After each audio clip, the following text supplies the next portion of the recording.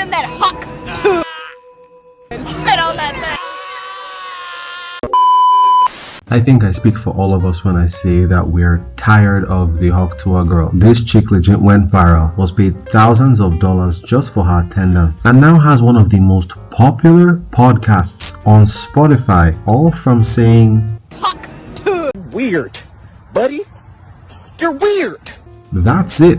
That's legit her whole origin story. I think this shows just how far we've fallen as a species, honestly. A few years ago, the internet would have wiped their ass with this chick. People would have just written her off as a hoe, but today, she became an internet star. Now, we've seen people get their 15 minutes of fame and disappear shortly after, but this girl was like a cockroach that refused to die. Have you ever seen a bug and squashed it with a slipper, only to remove the slipper and see it take off at top speed? Well, that was the Tuah girl, a rash that refused to go away. As I already mentioned, she started a podcast called Tuah, which was a disgrace to the term podcast.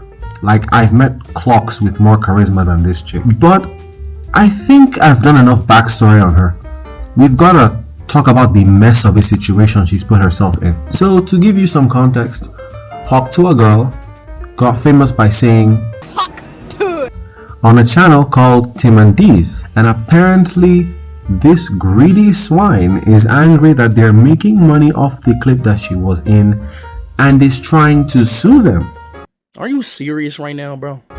What the hell? She even went as far as calling them leeches, even though nobody would know about her if not for them. Now, before you say, oh well, that's just a rumor, we don't know if it really happened, they themselves said so. The whole situation of her trying to sue, how that came about. First one couldn't get the job done, hired another litigation attorney who reached out and who's supposedly sending a letter.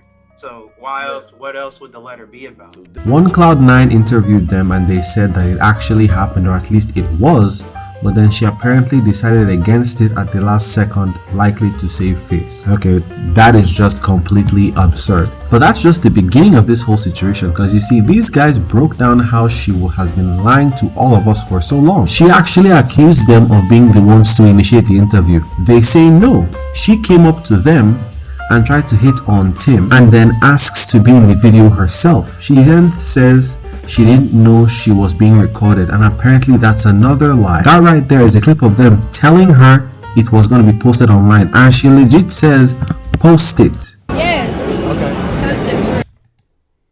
She was apparently also being very sexual during the interview, and the question that got her popular, the question that made her say was asked because she wanted to be asked something more spicy. Like, damn bro. Tim and D even have screenshots of text messages they had with Tuah girl and her friend Chelsea. Feel free to pause, I ain't reading all that. I mean, I did, but I won't read it to you. TLDR, they were talking about collabing in the future, meaning that there doesn't seem to have been any bad blood on their side, so this kind of came out of nowhere. But she's now changing her tune, likely due to the backlash and joking about a collab with Tim and D. Now, her and her team are apparently begging them to be on her podcast. Now, you already know what this is. The corporate suits that pull on her strings are now telling her to try and save her public image by bringing them onto her show. Moral of the story, don't be a clout goblin.